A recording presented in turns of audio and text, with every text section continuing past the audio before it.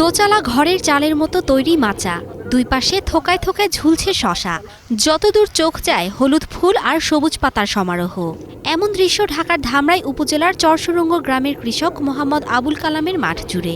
শুরুটা ছিল ছোট পরিসরে, পরে মালচিং পদ্ধতিতে আধুনিক চাষাবাদের প্রশিক্ষণ নেন, নামেন শশা আবাদে।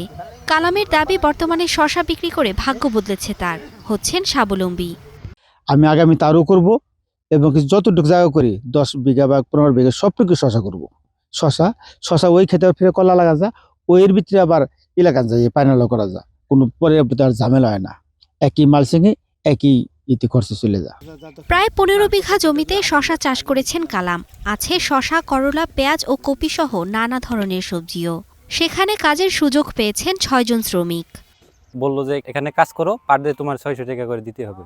তো আলহামদুলিল্লাহ 600 টাকা কাজ করে আমি এখন ভালো আছি। কালাম ভাই অবশ্য যে একটা পদ্ধতি করছে আর কি, শশা হাইব্রিড শশারই আমরা চেষ্টা করবো আর কি আগামীতে এরকম একটা চেষ্টা, ওইরকম একটা টাল দেওয়ার জন্য আর কি। এরকম আধুনিক পদ্ধতিতে যদি চাষাবাদ করে উৎপাদনও বেশি হয়, লাভবানও হওয়া যায় অনেক। কালামকে দেখে অনেকেই ঝুঁকছেন মালচিং পদ্ধতিতে শশা চাষে। কৃষি অফিস থেকে দেয়া হচ্ছে নিয়মিত প্রশিক্ষণ ও পরামর্শ।